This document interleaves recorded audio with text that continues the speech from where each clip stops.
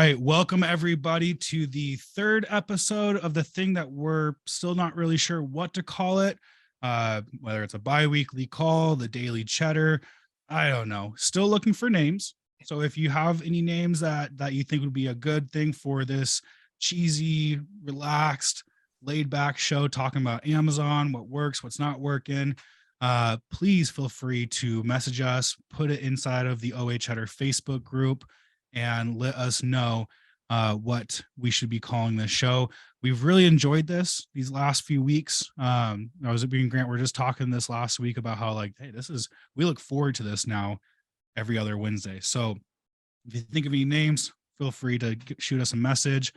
Don't miss out every 2 weeks we're doing this. So we'll do another call in 2 weeks from now where we'll maybe have another guest. Maybe we'll talk about a certain topic, open up for Q&A.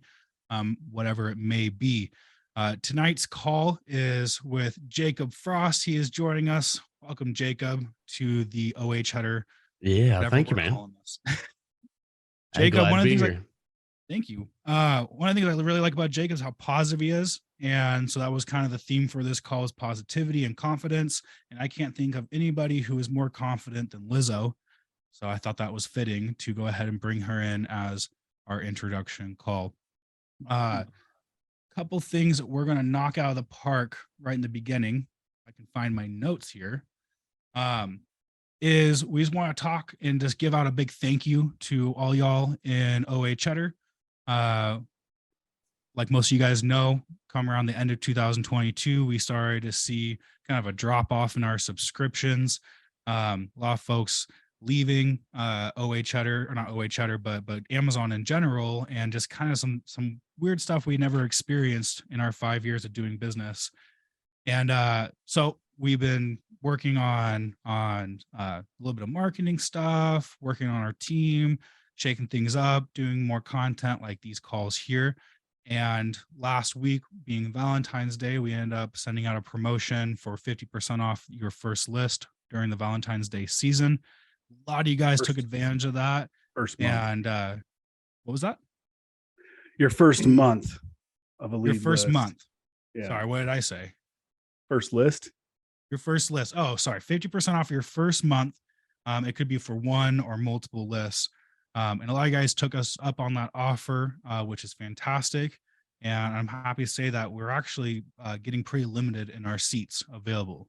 Last time I did a count, we had 15 open spots among all the Cheddar lists that are still available, but they are filling up every day. There's somebody else who's purchasing. So if you're looking for a lead list or to add an additional lead list to your arsenal, go check out OA Cheddar. Thank you to everybody who has been signing up for lists and taking us up on our offers. Keep an eye on your email, because every once in a while we might send you out something that's going to save you a good chunk of money and give you a lot of value with some good leads. So yeah, keep an eye on your email. A couple updates that we want to touch on. One of them being in Cheddar Soft. So we're excited. We've been working on this for a little while. We just launched the new upload system inside of Cheddar Soft. Admittedly, there were some bugs that came up with that, which is completely normal and common when we launch a new update out and it goes out to all of the users.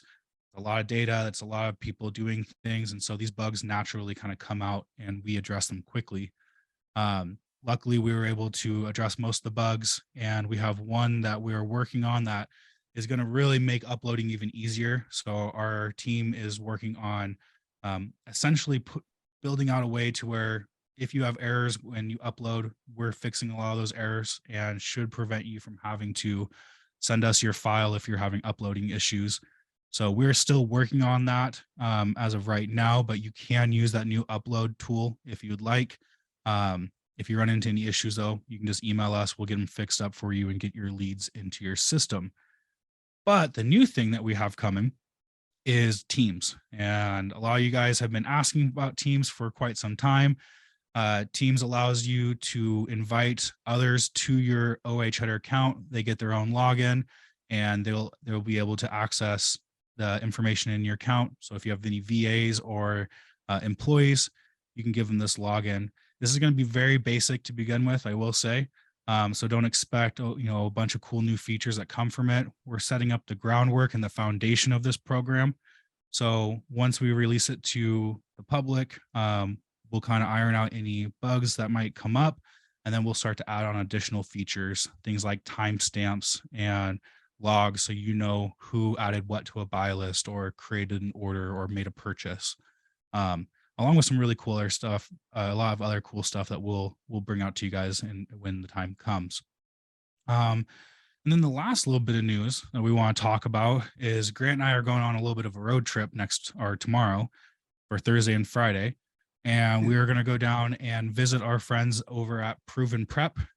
For those of you who've been asking about prep centers and who we recommend, Proven Prep is a newer prep center.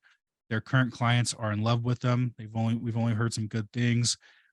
We are friends with the guys who own it, and they are very high class individuals who really take quality as an important thing. And so Grant and I are going to go down and visit with them for a couple of days, take a look at their facility, and come back with some great information for you guys. And we'll be able to make referrals knowing exactly what their processes are and some cool stuff down there. Yeah, all other than that, that about wraps it up for announcements. So without further ado, let's introduce everyone who's on the call. I think I might have already done that, but we have Grant Dunn, my brother and co-owner of OA Cheddar. And joining us, we have Jacob Frost. Jacob, how are you doing tonight? I'm doing fantastic. Glad to be here this evening, hanging out with you guys. Awesome. Jacob reached out to us a while back because he was interested in promoting Cheddar Soft, and he's like, "Man, I love your guys' tool, and not a lot of people know about it, and they really should." And so I started to get to know Jacob a little bit more, and really love his story. So Jacob, let me just go ahead and kind of lay out kind of a couple of things that I've learned about you so far. You're from Tennessee, so if anyone's wondering about where that buttery smooth Southern accent is coming from, that is a Tennessee accent. Fun story. Our family, half my dad's side of the family, he is all from Tennessee. So when I met Jacob, I was like, all right, that just sounds kind of familiar. Kind of reminds me of my grandma and a couple other folks. Like we were talking, and there's a lot of Tennesseans who in the early 90s left and came up to Washington to either go after orcharding or logging or some type of work like that. And so I learned from an old orchardist friend of mine that there was, when his family came up, it was like a group of people.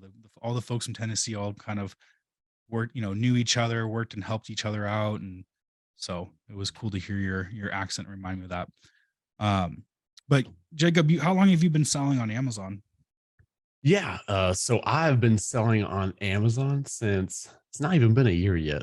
April of last year, actually the end of April was the first sale I had. So really wasn't until about beginning or mid-April until I actually started like attempting to do stuff. So yeah, that's when I began my journey. Nice. What led you to Amazon? Like you started in April, but what happened before that where you were like, I'm going to do this thing? Yeah.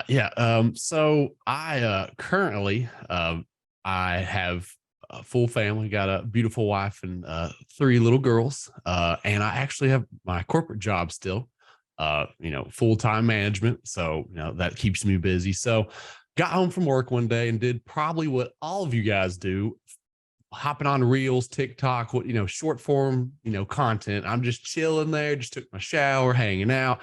And some cat is in a TJ Maxx and he's like, check this out. Here's a car seat and it's only $30. And he just, and on Amazon, sell for $200. I'm like, oh, hold the phone. You can sell on Amazon? Like, didn't know that was a thing, first of all. And then I was like, okay, like, let's look a little more into this. So to try to keep a long story short, like that next week, like I consumed content, like that's all I did. I was just YouTube videos, like, how do I do this? How do I do this? Like anything I get my hands on, that's what I was doing. Have you always been like an entrepreneur, or like, do you feel like that's always been a spirit inside of you? Or has it been birthed recently? I think it's more of a recent thing. I'm trying to think. Like, I've not really been like had stuff in the past where I've done entrepreneurial stuff. But it's like I've always wanted to do my own thing. I think a lot of people are like, yeah, that'd be cool. But I didn't really have like a direction. Like, so I was just like, hey, went to school, graduated, found my sweetheart, settled down. I was like, all right, we're just rolling along, doing our thing. And then stumbled across this. I was like, okay, this is one of those things where I can work harder and make more money. That's not really a thing in the corporate world. Like, they say it is, but they're like, hey, we appreciate you, but here's your pizza party. Like, that's pretty much it. Like, so, True. but yeah. I mean, it's a thing. But it's one of those things like you can really get what you work for. So that's just one of the things I love. And it's something you have to have like a long-term mindset, right? Like, it's one of those things hey, I'm not going to see the results of this next week. I might not see it next week, but if I do this consistently every day, just a little bit, don't go Superman and burn yourself out, but just, hey, like an hour a day, work something towards it, grow that 1%. And now I was talking to my wife, I was like, holy cow, like, look at my sales today. Like, I did 1,500 today, which is a lot for me. And I was like, Awesome. I did 1,500 a day. And I didn't even know about Amazon this time last year. So it's just like, you can see just, where you're going. And it's, I don't know. That's pretty awesome. phenomenal. So do you know how much did you sell last year? Like, what was the total sales volume for 2022? Total revenue, I just barely hit 200,000. It was like 204,000 at the very end of the year. And that was actually like with like capital being my biggest restraint. Because like I talked about, like, you can go as hard as you want. I mean, kiddos go to bed, missus go to bed. I've got a cup of coffee. I've got a wonderful candle from Bed Bath and Beyond. And I throw some tunes on, throw on some Spotify. I mean, I made it a fun and like relaxing environment for me. I know it might sound weird, but I'm just got my tunes on. I'm like, all right, let's hit it up. We're going to Target, going to the sales section, just going to different and you're going to suck at it at first. Like, it's all about mindset. Like, just know, like, anything you do, I don't care if it's Amazon, baseball, riding a bike, first time you're going to do it, you're going to be horrible at it. So just know that and just keep practicing, learn, okay, hey, that's probably not a good spot to source or not a good brand to source. And eventually you start seeing little nuggets like, holy cow, I found some baby wipes and they're profitable. Like, you hit that one and you're like, yes. And then you find some suntan lotion. You're like, holy cow, look at me. I'm Daddy Warbucks over here selling lotions. Like, I know it sounds silly, but that's how I felt, man. I'm over here. I'm like, I'm making $2 a bottle. Watch me take off, baby. Like, I mean, I'm over here. And of course, doing all like the whole process, like people talk about outsourcing and all that fun stuff. You need to prep at least like your first month or two, like even if you're busy, just to know what's a bad product to prep and what's a good one. I mean, I was a Taco Bell sauce like extraordinaire, but that stuff sucks to prep. Like, I don't want to do that anymore. I was making like $4 like 3-pack, but the 4-packs really sucked. And I had to get one of each flavor. Like, you would have thought I was crazy. You walked into my office. I mean, I had Taco Bell sauce everywhere, and I'm just spinning here all night with little shrink wraps. Just spinning it up. Pretty sure there's scars on my desk where I was doing that. But yeah, man, it's been an experience. I love that. So tell me more about like when you started. Obviously, it sounds like you've done some retail arbitrage. You're obviously doing some online arbitrage. So I'm kind of curious, like, what was the mix? Did you start with retail arbitrage and then find that OA was more suitable for your lifestyle, or like, where are you at with all that? Yeah, great question. So a lot of people kind of, if you're getting in the Amazon space, it's like RA is probably the go-to because you can see it, you can feel it, like, and then you kind of transition to OA, and then you just go from there. I actually just started out 100% OA. Like, as RA as I got was, hey, I'm picking this up from Walmart. Like, that is as wild as I got, is my boys bringing it out to the car. And then I got even like I was just like, yeah, that's too much now. I'm having it delivered. Like, if it's from, there's a lot of little stores, we'll use Walgreens, for example. They'll do a delivery and it's like, I think $4 is like the tip, or it might be different now, but I'd be like, okay, I got like 6 Walgreens near me. Instead of me driving to every one of those, it is cheaper for me to pay the extra $4. And if they have a lot of units, it makes sense. And so all of a sudden, here comes all the Uber drivers cruising up to my house. Appreciate it, man. Like, so it's, I don't think I've ever heard someone talk about Uber OA, but I feel like that's a whole other, category right there. oh yeah, like, so being like times restricted, because I do have a full family that keeps me busy and I like to spend time with them, and I've got a full-time job, right? So I'm like, okay, how can I maximize my time? We're sitting down at the battle station, like I said, getting my cup of coffee, throwing the tunes on. So like, something goes down, we have an explosive diaper, I'm at the ready, like I'm right here. So that's the way I've liked it. And OA, I've been OA all day. Like RA, I might go out a little bit during the holiday season, but it's still mainly just for pickups. Like I'm not setting foot in those stores, like, unless I absolutely have to, because I'm like, I'll just sit here and order it and have them deliver it to me, or a prep center. So yeah, I actually never really did any RA, all OA, and that's still what I'm doing right now. That's super interesting. Cause yeah, I feel like most people do like you said, quite a bit of RA first. And they're kind of like, okay, my feet hurt. I don't want to do this anymore. It's costing me too many hours. How can I leverage my time better? And then you figured that out right away. Something I think that probably me and Taylor would have, if we could go back, we would have figured out OA a lot quicker. I was so drilled into RA, it was like hard to transition. But I'm curious, because you've had a Q4, you've been doing this for less than a year. Literally, you're not even doing this for a year yet. You had a Q4. What did it feel like coming into your first Q4? I'm assuming you had some idea that it was a special season compared to the rest. You're in sales, you're in management, right? I think you kind of know how the world works. So how did it feel coming into Q4, and like, how did you prepare? And what was the result?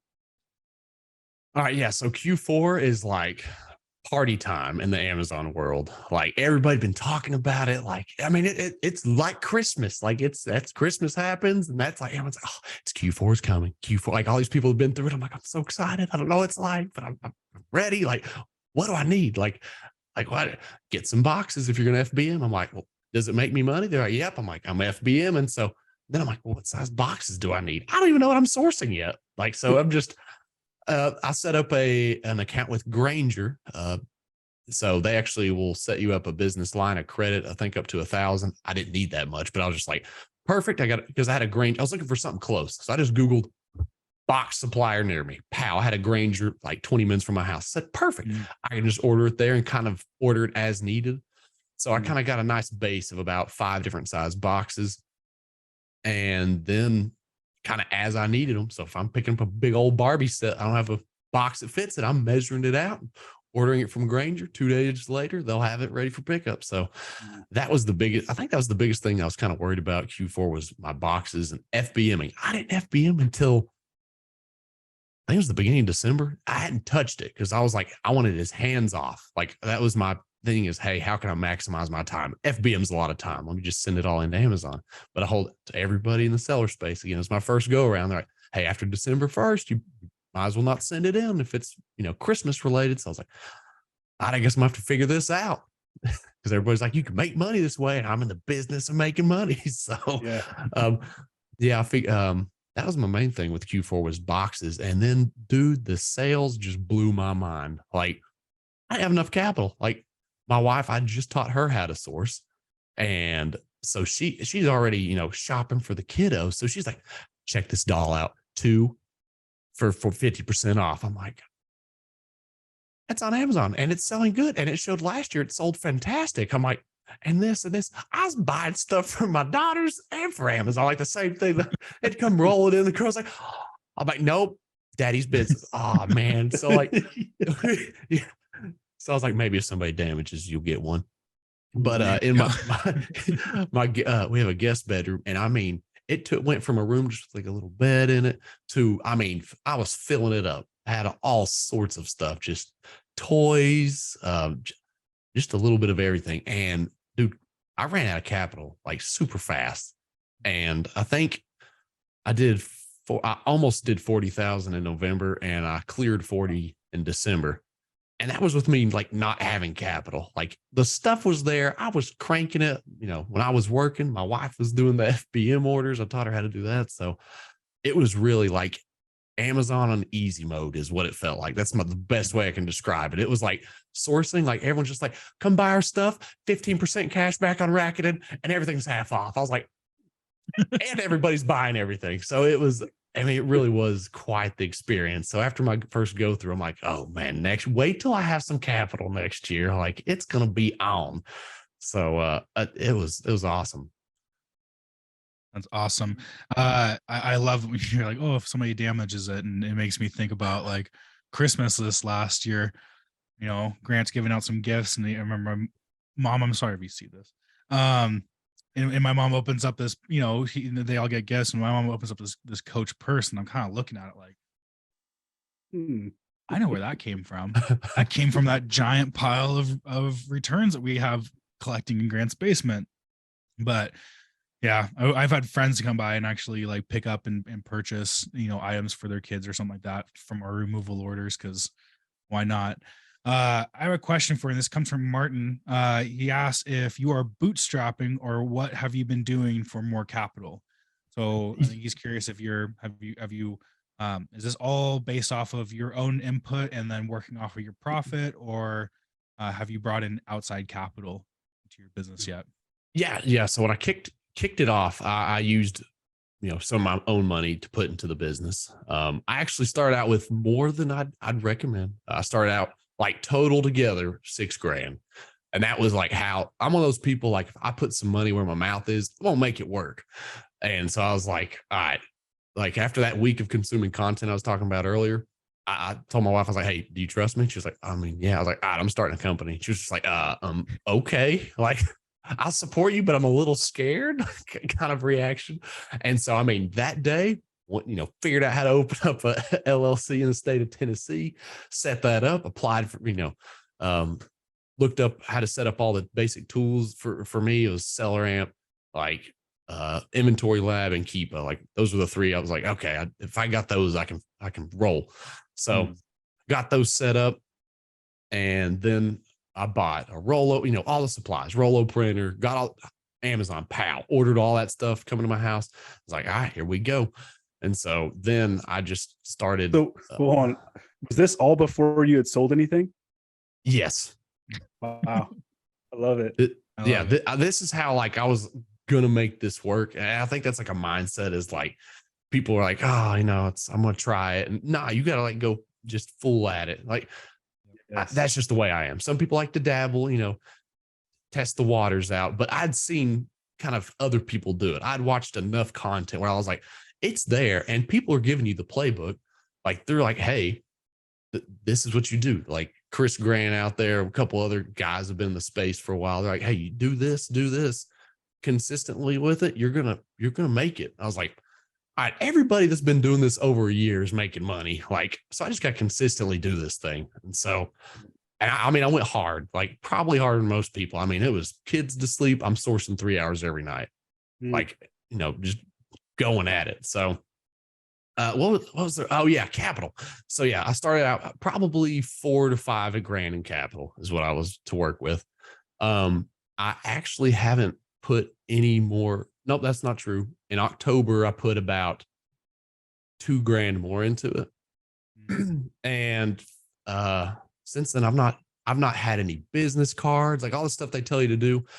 Because I was a dingbat and decided to sign up for like the Kohl's credit card and the Walmart credit card. And when you do a lot of that, people decide you're a risky individual and they don't let you have all the nice cards. So I've not touched anything. I've got this tax return showing I'm a real business, and I'm starting to get all this stuff in the mail. Like when you hit a certain risk threshold, people are like, hey, I'd take a chance on you. So after I'm actually getting ready to go on a business trip for 3 weeks with my corporate job. But when I get back, I'm going to apply for all those business cards, and it's time to take off on some capital not being an issue, because that's been my bottleneck for like 5 months now.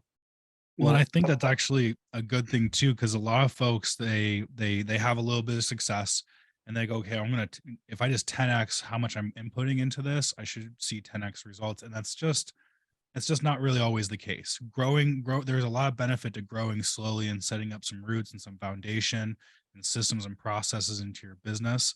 And there's a lot of folks that I know of that in 2020, they entered into Amazon, had great success. They had that same mindset. I'm just going to 10x my input as far as capital goes. And once times started not to get so easy, they weren't set up for the growing pains that is selling on Amazon. Yeah. So I go ahead. Yeah, I was gonna say, yeah, that's one thing a lot of people when they're selling on Amazon, like just to have a mental mindset, hey, stuff's gonna happen. Like there's gonna be a knucklehead that sends you back grandma's flip-flops when you sent Air Jordans out. Like Yeah. there's gonna be silly things that like you sent out a brand new graphics card that was like super expensive, and some cat sent you back like what was it? A Rubik's cube. Like it's oh No. yeah, it happened. Yeah, it's a thing. But Oh, yeah, man. there's stuff like that's gonna happen. But the benefits way like definitely outweigh it. And you just have to work through those obstacles because obstacles they're gonna come. So just mentally prepare yourself. Hey, stuff's gonna happen I'll address it as it comes. And you're gonna have good days and bad days. You're gonna have days where you smashed on sales, and you're gonna have days that you're gonna be horrible. Like you're gonna be like, oh man, I suck. Like my sales are horrible. Like it's going to be an up and down. And like the growth chart, I think it's not like a straight line, right? Like a lot of people are like, here's my growth. It's like goes spikes up and then it comes down, but you're still higher than you were back here. And it goes up a little more and it might dip down. Like you're still growing, but the line's going up and down. And if I had a board, I'd show you a little better, but that's, kind of the way there's obstacles that are going to come at you. And if you're not willing to adapt, change, and figure it out, like, if you can't figure it out, somebody else out there has, or if they'll tell you, get on Twitter, get on Instagram, like, or just, call Taylor or Grant, because I bet you they'll tell you. But Schedule a meeting with Taylor and Grant. That's it. Yeah. That's it, man. 100%. And let me ask you this, because we've had that happen to us before too, plenty of times. And it gets really frustrating too when you get the sandals back when you sent the Air Jordans, or you get the Rubik's Cube when you get the graphics card. And admittedly, there's been times where that when we were especially early on in our FBA business, that would have been enough to twist us up for almost the whole day. Oh yeah. We would be fighting about it, or not fighting, but we'd be fighting it, going to Amazon saying, look what they sent us. They messed. And we spent half the day trying to worry about this one order that came back. Maybe it was $70 worth of buy costs or something, which was a lot to us back then. And it's like, and you can't get hung up on those small things because you're limiting yourself from going out and making more money because you're worried about the past money that you lost out on, but what is one thing that you do when times come like that, right? When it's like you're not having the best day with Amazon, sales are kind of low, maybe you get a bunch of returns back that are a bunch of, that's kind of bogus. What is one thing that you do to kind of help reset your mindset and continuing to move forward? Yeah. Great question. I think first of all, keeping it real, like embrace the suck, like, hey, this sucks. Yes, it does. Like, don't just try to be like, it'll be okay. Like, yeah, this sucks. Like that kind of blows. But then just, hey, it's going to be okay though. Like, also look at it big picture. Like, look at me. Like I'm selling 20,000 a month. Like I'm bringing like 3K profit home a month from the comfort of my house, sipping on coffee, jamming out to some music. Like, think about it like that. Like, what's making you money? Sitting there, like having a bad day and like, like this blows. Like I called Amazon all this time. That's not making you money. Calling Amazon, like you still do that. Like go through the process of, trying to get money back, but don't just dwell on it. All right. Hey, I tried. Amazon's not going to refund me for it. So guess what? I'm donating it, or I just got a cool new Rubik's Cube. Like move on, because what's going to make you money? Going out and sourcing and finding more stuff. So that's what you got to be. Hey, what's the biggest, ROI activity, as a lot of people like to call it? Sourcing. Yep. Go find you some more stuff and go make you some more money. What I'm hearing is calm yourself down by remembering the things that you should be grateful for, and the gratitude, like you were saying, like, hey, I'm working from my own home. I'm not working my corporate job. It's bringing an extra income, right? So that helps clear out the negative thoughts, reset yourself. What am I doing today that's going to make me money? And am I doing it, or am I getting distracted? Then taking action and moving on past it, and having that, someone in the comments say like don't get emotionally attached to your inventory. That's I'm gonna it. Because donate this, I'm gonna move this on. And oh, that was next. me at the beginning. Oh, I was like, oh my gosh, I got 3 returns today. Which when you're first starting out, like that was like a whole day's worth of sales. Like, Right. oh, Right. like what? They didn't like my Oreos. I didn't even know they could return my Oreos. Like they returned it somehow. Like so it's yeah, like it's because I did. It was I was emotional off of my sales, how they were that day. And I think that's normal starting out, right? When you're jamming and you're breaking thresholds you've never hit before, you're pumped. But then like when it boom bottoms out and you're sitting there and you're hitting that, and I know everybody does it. You're sitting there hitting that refresh. Like, come on, give me that dopamine hit. Like I need it. Yeah. Like, please just show me. I don't even care if it's $10, like just something. But yeah, because I was really bad about that at the beginning. But then once I got in that mindset, hey, it's, the growth's not going to be a line. It's going to go up. It's going to be have peaks and valleys. So just stay consistent and buy profitable products, and your best to buy profitable products, because they're not all going to be winners for sure. But yeah. I like this because we're talking about embracing the suck, and there's other things that suck about selling on Amazon on occasion, right? Now, overall, we're all here because overall it's good, right? And if you focus on the good and you drive the good home every single day, right, you create results that keep you around. There's a lot of people who struggle, right? They don't embrace the suck, or when they do, they let the suck just sit in front of them all day long and ruin their life and go blame other people, whatever they might do. But there's another, sucky part about selling on Amazon, right? That's part of the game. It is what it is. It's the race to the bottom. And I'm curious how you approach it, how you view it, how you've experienced it in the, 10 months that you've been doing this. Yes. So everybody's kind of got their own way. And this is kind of how I do it. When I buy products, it's, hey, my goal is to sell it within a month, especially being capital bottlenecked. Like that's, hey, I'm pricing it. I mean, I'm buying it and I'm looking at the keep it chart. I kind of look at, hey, worst case scenario, even if I'm making 50 cents test buying something, like, yeah, that I don't really want to sell for, but if I'm making 50 cents profit, I'm still not losing, even if it like tanks. So, but let's say worst case scenario, like some YouTuber drops, hey, this ASIN's incredible. Everybody go buy it. And that thing just bottoms out.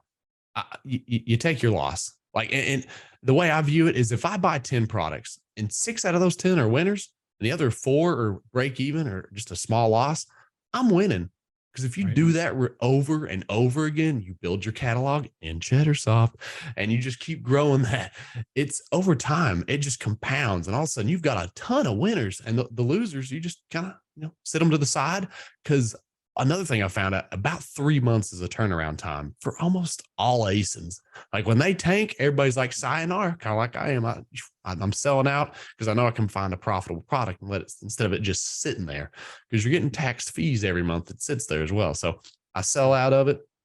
But then in about 3 months, I try to go back and check those, because a lot of times they bounce back and nobody's on it, or not a lot of people are on it. So that's a tactic I like to use. But yeah, I'm not trying to tank that sucker, but I can see when it's happening. When seller counts on the rise and you see it's already starting to, the slip and slides beginning, I use BQL and I set my minimum to 0, like or $0. And then I put, sales booster.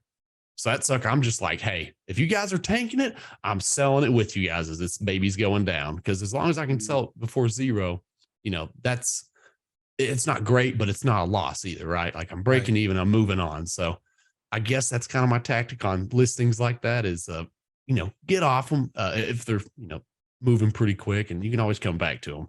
But don't let your stuff sit, because people get held up on like, oh, I want it to sell good. Maybe if I just hang on to it, like sell out of that, go buy something else for another month and sell another thing. And then month 3, come back. It'll probably be profitable again, but you've already, X'd your money on the other 2 months. So don't let your inventory just sit there. Don't get attached to it. Like just accept it. Hey, as a bad buy or something happened, or you need to get better at sourcing. Like just move on. keep rolling. Learn the lesson and then do better next time. That's You know, it. we have Grant and I have talked about this before, the race to the bottom, because with our own store, we actually will hold on to we set up our minimum. I believe down to like a 10% ROI is the lowest that we'll go for the first round. And then we have a liquidation strategy if we need to push something out. And for us, we see that, like, just like you said, usually within 3 months, there's a rebound that happens and we get to sell our profit for the minimum, at least the minimum ROI that we want to accept. And that works for us mostly because we have a large amount of inventory that we've, think of like a squirrel and gathering his nuts. So we have a large nut of inventory, and we have the capital to let that stuff kind of sit there for about 3 months, until it sells. Then after that, we try to liquidate and start to move things out. But that's our story, and there was definitely a time when we were starting out that we couldn't afford to let something sit. And so I think what you said is really important for especially the newer sellers who maybe capital is a restraint of theirs, that if you're starting to see the ship go down, don't get married to your inventory. Get rid of it, reinvest it in something else. And I think that is a good strategy for those. And then for those other sellers who maybe have been around for a handful of years and have a good amount of inventory kind of piled up, they might realize, hey, I'm okay letting this sit for a couple of months.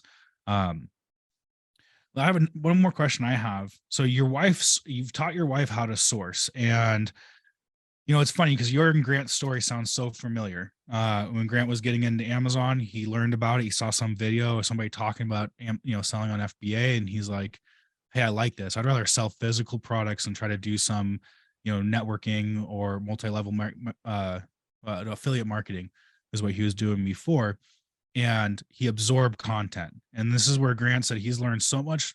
All of his knowledge comes from, there was a time where he just sat there and absorbed content, looking through the threads in Facebook groups, watching YouTube videos, even if it was stuff that wasn't even relevant to him at that time.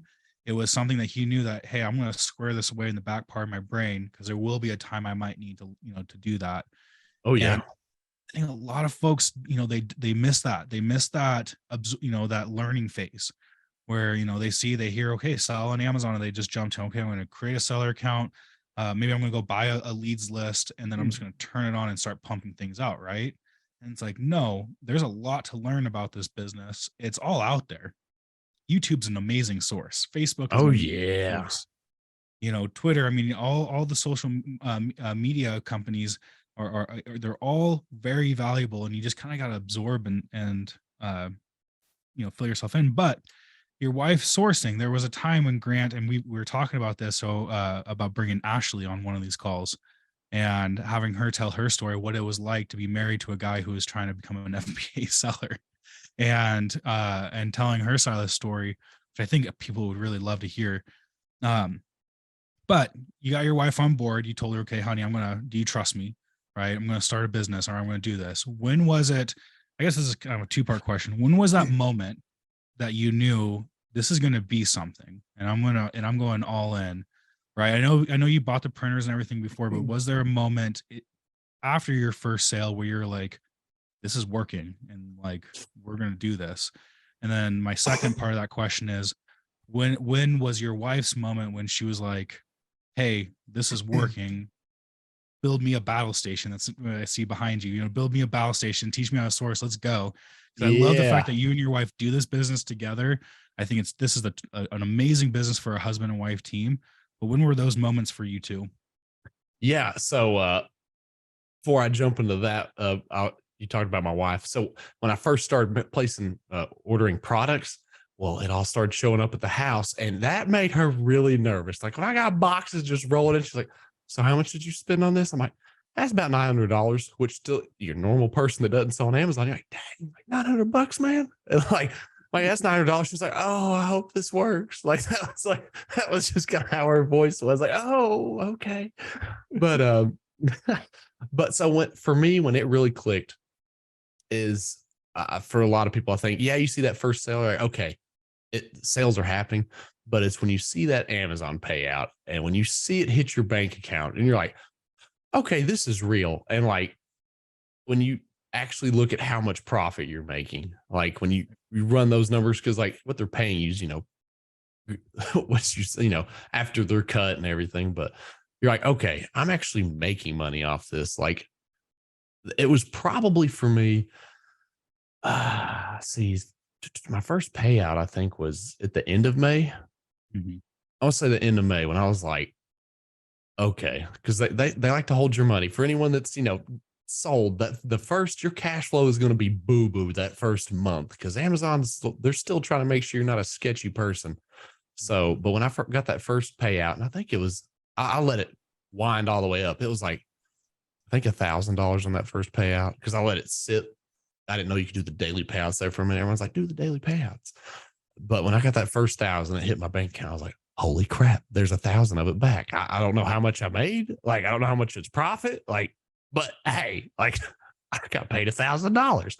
And I think it really hit for my wife when I started hitting my stride, probably in July. It was, I think, 20,000. I did my first 20,000 month. I was like, Wow. I did 20K. And she was like, oh my goodness. And like when I started, because I try to keep most of it in the business, but also like most people, like a lot of these, I don't know, I'm saying kids, like I feel like I'm pretty young, but like they haven't made silly like financial decisions like I did. Like they didn't, you know, go buy a brand new car when they could have bought a used one. Like they're just getting out of college and they got the business credit cards and they don't have any like financial obligations that they jacked up. You know, I had some debts to pay off. So I was pulling a little out of the business, and I started seeing hey, I'm pulling a little out of the business to pay off these debts. I was like, holy smokes, this is fantastic. I got my, you know, my corporate job over here. It's taking care of, you know, everything.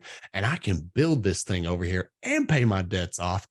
And I'm enjoying it. Like it's almost like a real life video game. Like I know it sounds silly, but I'm a nerd. Like I like playing video games. That's what I used to do before like Amazon. And now it's like, I don't really play games that much. Like I'm like, pow, this is it. I want to go find stuff. I want to build my empire. Like it's, so that I think it really hit for her probably 3 months into it, to answer your question. So me, the first big payout, and for her, when she started seeing the debts go down and like the big months start popping off, like she was supportive, but that's when she was like, I think I might need to learn how to do this sourcing thing.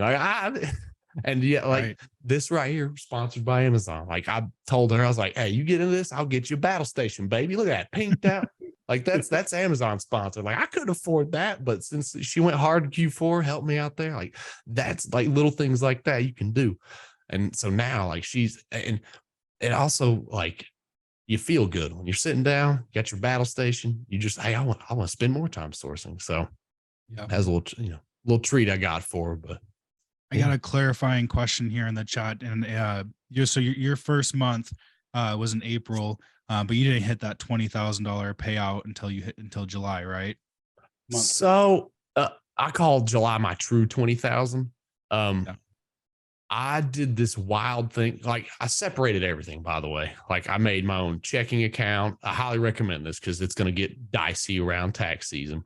But I moved the money over. Hey, this is what I'm going to use for the business. And I'm not touching the personal.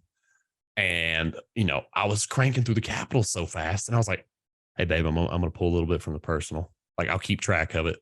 She's like, are you sure? I was like, I got it. So I kept up a spreadsheet. I kept pulling from the personal. So I hit like, I think before returns, I hit right at 20K in June.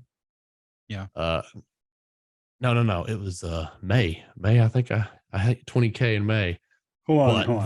Wait. So you started selling in April and hit 20K in May.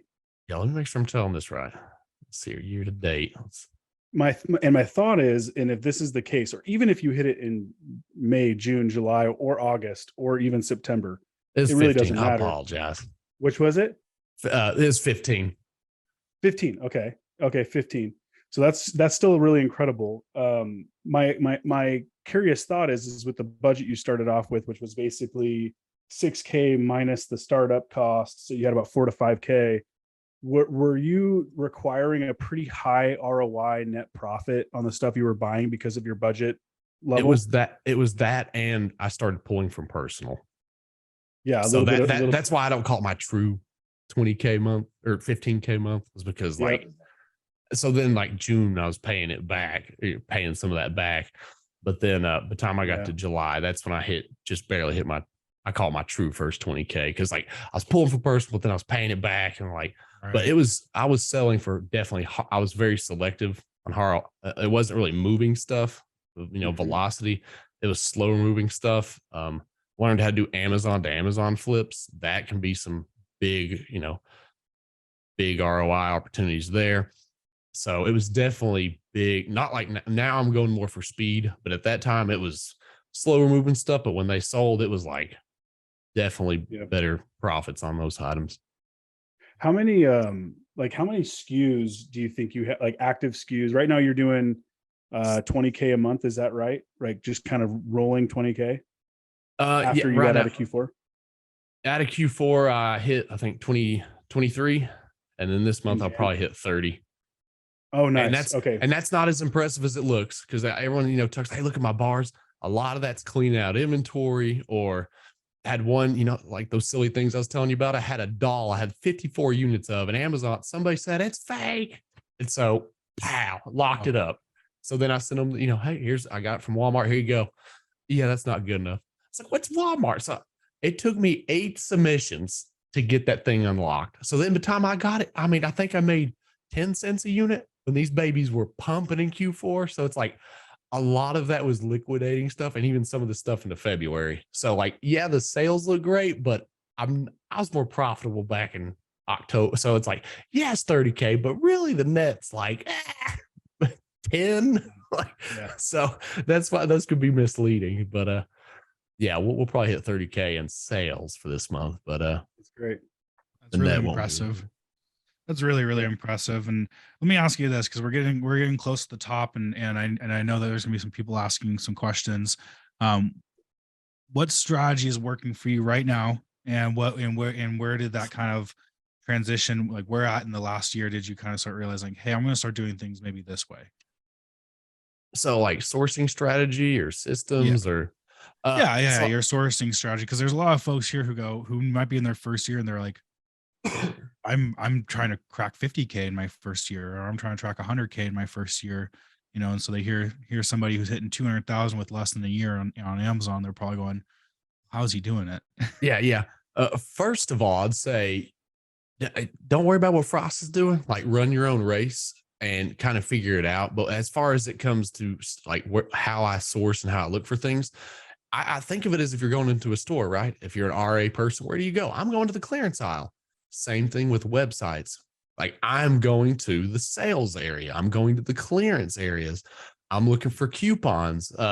If you guys, I like Chrome extensions. If you got a Capital One card, that Capital One Shopping's a good one. Honey, those, I have those, so they're popping up, running coupons. There's a ton of sites out there that have coupons. So putting coupons on that, creating that moat around your product. But as a starting point, go to the sales areas. And another big one that I've been doing recently, it costs a little more money, but it's sign up for leads list. Because I'm finding places I didn't even know were real, like, or a place to go. And now I'm like, I need to check out that website. I'd never even tried that one. And so now, like, you're starting to find different places, and then go master website. There's like 1 or 2 that are like my baby. I know when the sales are happening. Like, I know the codes when they stack. Like, find 1 or 2, make those your babies, and you'll get really good at it. So it's all about repetition on all of it, but just learning, networking. Other people out in the seller space are very friendly, as long as you're willing to put the work in. If you're just like, hey, how do I start? Right. They're probably not going to answer you. But if you have, hey, I've been, looking in sales areas, looking here, asking intelligent questions, you'll get a lot of responses from people. So, yeah. So like, what does an average day of sourcing look like? Obviously we spent enough time on kind of your history. I want to think more of like what is happening right now. You come home from work, from the day job. How do you approach 3 hours of sourcing? So right now so this is kind of how I do sourcing. I'll fire up some scans on TA. I actually wanted to learn TA, and I do not recommend it for new people. Like, you're going to waste your time. I started TA, that 10-day trial, whatever they give you. And I was like, it sucks. Like, put it down. Go learn how to manual source. So what I'll do is, let's say I wasn't doing TA. I'll get on here. I might reverse source a few a few ASINs I know are pretty good. I might go on there and skim through some people's storefronts. I also like to see, hey, is there any sales that day? Rack it in, top cash back. What deals are out there? And then go to those websites. So let's say, I think the other day it was Vitacost. They had like a 15% cash back and they're 20% off, and there's coupons of brands on top of that. So you like stack. Okay, let me go dig there and see if I can find something. Because if I do, it's like bonus points with the cash back. Also replenishables. I'll look and see kind of what replenishables I have and, make those purchases, but I'll set up my TA scans before I do any of that. Like what sites have scans, set up some reverse scans. So that's in the background. And then I go manual source. I don't want to lose that edge. And I'm always trying to find new stuff and new websites. So manual sourcing is a skill that takes time. I feel like I'm still horrible at it. Like some of these guys like, oh yeah, go here, here, and here. And I'm over here like, I'm okay at it, but I could be a lot better. So it's just something you've got to continually work at. And so I'm doing multiple things at once, right? Like I got the scans going, I'm manually sourcing for a while, and then I'll go through my scans. And there's some days you're just not going to find anything. Even after you do it for, I'm almost up to a year, you might not find something. But hey, like you're putting in the time, you showed up, and there's going to be some days you feel like a rock star. Man, look at me. I found this. I don't have enough capital to spend on all this stuff. Like it just happens. It's just showing up, going there, manually sourcing. And again, every day is a different day. Different deals are going to come out. So, yeah, that's kind of how a 3-hour session would work with me. I know that I just bounced all over the place like a pinball there, but that's just kind of how I do it. I think Taylor mentioned to me that you had a pretty nice nut of historical lead data that you have stored inside of the software. Is that correct, Taylor? Inside of Cheddar Soft? Yeah. Am I thinking of someone else? You might be thinking there's one person that we're trying to get on this show who has like 40,000 and I'm not there yet. Okay, I'm mixing up names. Okay, I'd love to get there though. You have like a large database of leads, and like how many have you accumulated over time? How did you collect them? Because you mentioned replenishables and stuff like that. So I'm kind of just curious, like how much of the work that you've done over the last 10 months are you able to, not just in the skill set that you've acquired, but just in the data that you've collected, how much of that are you able to leverage in your sourcing, on a day-to-day basis? Or are you kind of always bringing in new blood all the time, and that's really where the core of your inventory is coming from? So always look for new blood. Like I'm always trying to find new stuff. But to answer your question about, I used to store my stuff on Google spreadsheets, and I just had one, and then it's just, absolutely massive. So then I started breaking it down by month. And so I'd have, hey, here's my July leads, or here's, so then I had month leads everywhere. And then I discovered Cheddar Soft. And then I took all those, I dug, combed through all of them on like leads that I thought were halfway, decent. And then I took all that and uploaded into Cheddar Soft. And so now I have, I pair it with SellerAmp. So SellerAmp actually set up the exact labels that you guys have labeled out. So whenever I find a product, so let's say I found something that sells for $50, I found it for $20. I just slap the $20 in SellerAmp, and I got the spreadsheet on their spreadsheet function labeled Cheddar Soft. I hit that button, and it moves it over there in Cheddar Soft friendly format, which you guys just released a thing where you can save a template, which is awesome. But then I'll just go over to Cheddar Soft and I just upload it in there. That's so that's so whenever I'm sourcing, I make my spreadsheet of stuff that I think's either good or it may be good. Yep. And so then I just build that thing up, and then usually once a week I'll just take it in there and I'll upload it into Cheddar Soft. And so it's real easy. It takes all the data. I'm not having to like put it all over here and then upload it into Cheddar Soft. I click one button. It takes all that data that Cheddar Soft needs, loves, and likes, and then slides it on over there. I mean, I even got notes. So at the time I'm sourcing, you're going to forget it. At the time I'm sourcing, I put the notes, type in the notes, whatever, codes, promo codes. That way I can move on. Okay, that was cool. This would be good if this situation arises again. Let's move on. And then later, I just upload it into Cheddar Soft, and it has that beautiful catalog that I'm trying to build. And I think I just started in December. So I'm fairly new to it, but the system and the idea is for eventually I'm just sourcing my own catalog, right?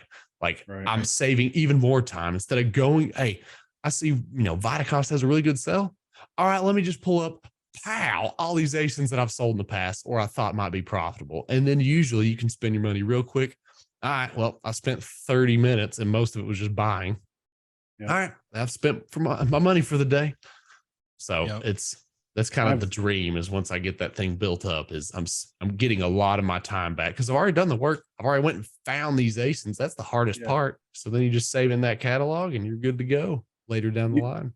You mentioned something that I really want to draw out, Taylor. I'm sorry, but it reminds me of what Sarah does. One of our best lead generators. She does incredible amounts of lead gen. It's really phenomenal. But she really talks about how she's collected a massive catalog of her own, of potential leads, right? And so I'm kind of curious, like when you're looking at something that you'll add to, using SellerAmp, add it to a sheet that you eventually upload into Cheddar Soft. Like, how do you know that you're looking at something that might be good? Because you mentioned that, like, it might be good, it's not good now, but it might be good. So like kind of elaborate a little bit on that, and then we can go to questions. Yeah. So I look at the Keepa. So how I talked about, a lot of ASINs have like I call it the 3-month cycle. And this is just a frostism, just take it as it is. But a lot of leads or ASINs, it's like a 3-month cycle. So if you see that sucker tank, it usually takes about 3 months and it'll come back up because everybody gets off that. So if I sit there and I look at a Keep, I'm like, man, that baby is tanking. But I looked, hey, before whatever leads list or whatever happened to this thing, like, it's a pretty good ASIN. So I'm like, it's probably going to be good here in about 3 months. Whoop, I'm throwing it back on there. Or even like in Q4, I actually in Cheddar Soft tagged, like what I did is I put Q4 in the notes and all of them, went back and actually put a Q4 tag. So baby, when we roll around to Jingle All the Way next year, Frosty gonna be ready. So it's building. You've already put the time in there. Sorry, I get excited sometimes, but I love it. Oh yeah, man. It's my thing is, if I've already done the work, is there a way I can save it to minimize my time? I'm all about time saving, especially with the little time I have. It's more precious to me. So it's, hey, let's build this system. So I'm all about systems now, trying to fine tune everything. And if it's something I repeatedly do, let's just eliminate the repetitiveness of it. Mm-hmm. Good stuff. Where do you get your energy? Man, I don't know. Like, that's just, it's my positive mindset thinking. So I'll try to keep this short. So like when you wake up in the morning, like most of the time you wake up like, God, I gotta go to work, or like a freaking kid kicked me all night, or like usually you're not having the positive vibes till you got your coffee, your donut, your crispy, like Rice Krispie treats, whatever your breakfast is. Like, but this positive mindset it's not defaulted in humans, but it's something like, hey, you wake up, first thing you tell yourself is be real. Like, hey, I'm tired. It's going to be a good day. Like, hey, look at a positive. There's a positive light in everything. So it's like, hey, like but you're real with everybody. Like, hey man, I'm not feeling too good, but hey, I'm blessed. Like I'm here. I've got this opportunity, this Amazon opportunity. Like, you couldn't do this like 20 years ago. I can sell on the world's biggest storefront from the comfort of my home and not even have to really deal with the customer. Like, there's little things here and there, but Amazon takes care of that. Like, it's a pretty sweet gig. And so I try to have that mindset on everything, like half full, half empty glass. Like, there's a positive spin on everything. And it's just, that's just my mindset. So like, I always think, once you think like that every day when you wake up, you start to default to positive thinking on everything. So once you wire yourself that way, like, that's just, boom, that's just how I am now. And like, people are like, hey, Frost, you been hitting the coffee? I'm like, yeah, I've been hitting the coffee, but like, it's me, baby. Like, we're going to be good. It's going to be a good day, baby. Like, I show up to work. How you doing, Frost? Hey, I'm just here to party, baby. Like this guy, like, he needs to chill out. Like, it's not that fun here. I'm like, hey, but I'm gonna be the funnest guy you work with. And I fulfill that promise. Like, that's my goal is, hey, when you have more fun, the day goes by smoother. Like, let's just try how I try to live my life. Just positive mindset, positive thinking, and positivity spreads just like negativity. So might as well spread the good stuff. Do you watch Duck Dynasty? Duck Dynasty? Yeah. I know what it is. I don't really watch a whole lot of TV. What's that uncle's name? That Cy? Cy, yeah. Cy. You got some Cy. You got some Cy energy with you. I love it. I love it. I mean, it's such a truth. It's such a cuter true than thing. It's such a true thing. I mean, like I was telling Grant, like last week was kind of a rougher week for me, and it was like trying to keep reminding yourself of like, dude, we're lucky. Like, what are we doing here? And like you said, 20 years ago, you couldn't have done this. You know, you couldn't. It's now easier to start a business and scale and grow it up than any time before, whether it's an Amazon or anything that has to do with the internet. Um, so I think that's awesome. You guys, we're getting close, so I want to open up for questions. But if you found what Jacob was saying helpful or inspiring, can you just put a frost in the chat room or in the chat to say frost? Just let us know that you appreciate him coming on and that you got something out of this call so far. But we're gonna You go don't have ahead to and turn lie. on over to questions. So if anybody has any questions, go ahead and you can put in the chat or in the Q&A section, and we're going to try to get to all of them as quickly as possible. We are 5 minutes over, but it's not going to be the first time that we've had a call go longer than what we thought or what we said. So we're just going to keep rolling with it.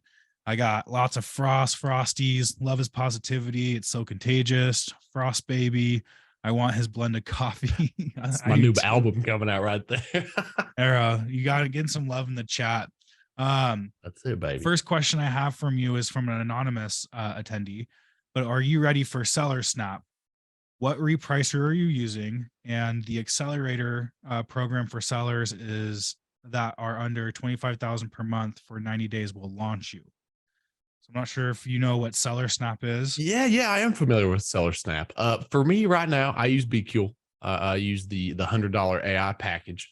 It works for me. I'm familiar with it. I've heard Seller Snap's kind of like the Cadillac of repricers. It was what 500 a month or something like that. When I move more volume, it will make sense. But right now, like I want to keep snowballing this thing, and I don't think at the volume I'm pushing, it'll weigh itself out. It might, but I don't think it makes sense for me right now. It's definitely something when I start pushing more volume as we grow and get bigger. Hey, maybe we can afford the Cadillac, but right now, Be Cool's been good to me. And so yeah, that's where we're at right now. Yeah, we're the same way. We've been with Informed for forever. And it's really hard to separate into a new repricer, a new system, especially when you're already used to using it. So we totally get that. Christopher Harley asks, are you on any Cheddar lists and or are you using tactical arbitrage for hunting? Yes and yes. Yeah, I recently hopped on a Cheddar list. That's one of those things where I was like, I've never heard of that website. Like I might try that out for a whirl. And what was the second part? Using it on TA or? Yeah, you already answered this earlier, but if you're using TA with your hunting. Yeah. Tactical arbitrage. Yes, I used it. Yes, I sucked for like 2 months before I got halfway decent and started finding stuff. So don't spend the money on it. Don't go into it unless you're willing to put a few months into it, because you have to do lots of scans before you get to the point where you start gelling. What would you recommend if so say you're a newer seller, you're limited on time, right? And so you're trying to open yourself up to product opportunities. What would be something you think that, if you had to give advice to a newer seller who's wondering, hey, I don't have 4 or 5 hours a day to do sourcing. Where would you point them towards? I think leads lists are really good for because let's just say you don't buy that exact product, but you can usually find something related to that product, like a rabbit trail off of that thing. Right. That can speed you up. It gives you a starting point, because I think a lot of new sellers, they're like, I'm short on time, and they spend like 30 minutes trying to figure out how to start. That leads list, pow. All right, okay, this is on sale. Okay, pow, you found something like 10 minutes. Like, I think it's a good starting point. Like, don't necessarily recommend buying that lead at that point in time, because other people are seeing it as well. But I've tried a few, and I've actually gotten a few that have been profitable. But it's the rabbit trails off the similar products, brands. I found brands. I'm like, holy crap, that's a great brand. And all of a sudden, I find 5 more products there in 30 minutes. So rabbit trailing off lead lists that are given out, like figuring out brands you can sell and where to sell from, I think is fantastic on speeding up your time. Yeah. Well, that reminds me of our friend Leah Modlin, which I did see the comment in the chat. People were saying, "Hey, bring Leah on," and we've had Leah on a call with our Cheddar Black customers. But I wouldn't be surprised if in the future we have her on too. But same thing that she does. She starts with a leads list, and that's her just starting point to go and start rabbit trailing. And she built quite an impressive business off of just doing that alone, just rabbit trailing and manual sourcing, a little bit of TA, and all that. So it'd be cool to have her on one of these days. Another question from Christopher, which is, where are you at with the Amazon to Amazon flips these days? So I dialed out of that a little bit. I think July is when I went really hard with it. I mean, but it's the thing about A-to-A flips is I need to find a better way to track it, because when you buy something on A-to-A flips, it doesn't take it out of your bank account. So when I was sitting there like, okay, I bought that and that, and I'm checking where I'm at, I'm like, I still got capital to spend. All of a sudden, we're a little low on the capital, and all of a sudden, pow, like here comes charges rolling in. I'm like, I don't have, I can't, I can't support that. And all of a sudden I got 4,000's worth of products that haven't really charged me yet. So it was harder to track. So I dialed that way back, because I went full A-Day like in July, like mostly A-Day, because the ROI is beautiful once you kind of learn how to do it. But it's more of just kind of like an addition. It's like, hey, I got my base, like it's a money making machine, and then I'm adding, just things on top of it. So adding the 8 days back in. What's your Amazon flip strategy? Like, are you just going off of Keepa price drops or something else? Yeah, I'll look on deals will be one spot, price drops. A lot of Prime Day is a good one, because they drop a lot of stuff there. But that's going into Keepa deals is a good way to look at it, because you can set your thresholds on different stuff there. Yeah. Playing around with it. I'm still playing around trying to find the best setting for it, but setting trackers. It's not just finding the deals at that moment. It's, oh, hey, this baby, it dropped back here. Set you some trackers up. All of a sudden, ping, it hits you up, and you're like, oh yeah, I'm buying inflatable ducks, baby. Like, buy them for 30, sell for 150. Like when that, so it's just kind of like setting yourself up.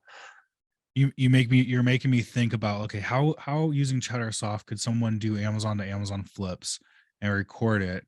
And it makes me think, like, you could make a lead with just an Amazon listing as your supplier, and then you could purchase it and do that. Then you could always look back at, hey, how much have I already spent today? How much is on my buy list? How much I already spent? But I hear you, because with Amazon, you don't pay until it actually ships. That was something I learned, because I was just like, I was at the point, I was like, God, I gotta get this payout, because I got this thing that keeps trying to charge my card. It's declining. So I've lived that, and that was the lesson learned. Like, okay, let's add it on there. Let's not go full blown on 8 days. Okay, and then we've gotten this question kind of twice. So what are your systems? And I think the real question is, what tools do you use in your day-to-day that you're using right now? Yeah, so we'll do the tools breakdown. Keepa, must have. So rolling with Keepa. I use SellerAmp as the profit calculator. There's a bunch of different ones out there. Get your profit calculator. I use SellerAmp just because the Google Sheet function. Do any of the other ones have that? That's just one that. So I'm not the most familiar with SellerAmp. I think Grant might understand a little bit more, but there are tools like RevSeller and ASIN also have an ability to copy the data over to a spreadsheet. And so like we could set up our RevSeller calculator to be in the format. It doesn't have, I could be wrong, so I'm sorry if I am, everyone. I don't think you can set that as like a certain presets. So like you can have a Cheddar Soft template and then another template for whatever you might be using it for. Last time I checked, you could go into RevSeller, tell it what details you wanted to copy out and in what order, and then you could just paste that into a sheet. But I don't think that there was a way to just force it into a sheet from the app. So that's right, you hit the copy button, and then you have to go over the spreadsheet and paste it. Whereas I know ASIN connects to a Google Sheet, and SellerAmp sounds like it also connects to a Google Sheet as well. Okay. Did we miss any other tools that you're using? Yeah. So Keepa, SellerAmp. I use Inventory Lab for sending my FBA shipments in. I like ASIN Gadget. If you guys heard of that, I've got the pro of that to pair with tactical arbitrage. What that beautiful thing does is it'll scrape all the ASINs and you just plug it into TA. So I combo those up together. Of course, Cheddar Soft is my catalog, and BQL is my repricer, and I think Sales Gazer. I don't know if you guys have heard that. That's nice starting point. It's if you've got a bunch of emails, it's like a email collecting spot for sales. I think that covers all of it. Awesome. Yeah. With ASIN Gadget. I'm sorry, I'm not, dude. I don't do OA, right? So I do OA, but I don't do the sourcing. So with ASIN Gadget, what does that compare to? What was you said it was a? So it's a ASIN Gadget. It's kind of got like what Seller Amp has. Like, is it eligible? Is it a meltable? Is it hazmat? Has a scrapes ASINs? Yeah. So the basic function is it has that. We click a big button, he'll search it in Google. But the Pro series, the Pro thing, I think it's like $8 for a year. That one, it's got one button. So let's say I'm on a page, it's got 50 sellers, and I hit one button, it'll scrape every ASIN of every store on that page. So it'll compile up to however many, was it 25, 30,000 ASINs in one go. And then I can take that and plug it into a reverse search and TA, and that baby just goes to work. So in that sense, it does the same thing as it basically is doing the same thing as Tactical Expander Lite. You don't really need ASIN Gadget will do the same thing for you with a click of a button, whereas otherwise you have to actually kind of collect some data, collect the store IDs, dump them into. Cool. Okay, that's good to know. ASIN Gadget's it's one button. They got another button where it'll scrape just the storefronts. So if you're one of those, you want to take the storefronts, go plug it into Keepa, however you want to play with it. But so that's one button, but the magic button's the one that, hey, I just want the ASINs, all the ASINs on this, of everybody's storefront on this listing. Because if they're on this listing, I think, hey, they might know what they're doing. So I'll punch that, and you start getting into a rhythm. Like, okay, I found something here, and you just keep cruising, to the next one. You found a profitable product with that scan, you'll find one with another scan. You just keep scraping ASINs and throwing it in there, and it's like an endless cycle. Good. Well, awesome. Well, sweet. Yeah. Well, perfect. I think that wraps it up with the Q&A, unless there's any more questions that may come in, but we're going to land this plane of a call. We did this last week, guys. We are going to be, yes, Maria, we will be sending the recording. Give me maybe late tonight, but it takes a little while to process. But guys, we started this last week. We're going to continue to do this because it's kind of fun, and we like to give you guys free stuff. So what we've done is we have taken everyone who registered for the Zoom call, and we've put them onto a prize wheel. Now, you have to be on the live call to win the prize. So if your name gets drawn and you're not here on the live right now, unfortunately, you miss out on that. So make sure you guys show up. We're giving away 2 free Cheddar t-shirts again tonight. So if you are one of the winners, email support@OA Cheddar and ask Cindy, let Cindy know your shirt size and your address, and she will get one sent off to you. So I'm going to go ahead and share my screen and hopefully share the right screen. There it is. All right. Can everyone see my prize wheel? Yep. So perfect. Great. So we're going to go ahead and just roll this, and Grant, maybe if you can help me looking at everyone who's in attendance, and let me know when I land on somebody who's here. I can do that. First round we go. Vivian. Yep, she's here. Vivian, congratulations. You got yourself an OA Cheddar t-shirt. Again, email support@oacheddar.com and ask Cindy, let Cindy know your shirt size. Say, hey, I won a t-shirt. Here's my shirt size. Here's my address. So perfect. All right. You there. First one on the first go. We've got Will. Is Will on the call today? I don't see a Will. Oh, Willie G. Sorry, Will. You got to be here, my man. All right, let's go ahead and give this another fun spin. This is not rigged, everybody. I cannot control this. But Will, you would have won twice. How is that possible? Think of what you could do with 2 t-shirts. Yeah. I mean, this might be the last time we use this spinner wheel. So Vivian, you won again, but What the heck? let's find ourselves a new winner. Yeah. Jeff. Do we have Jeff on the call? I don't see a Jeff. Okay, 2 more spins. All right, 2 more spins it is.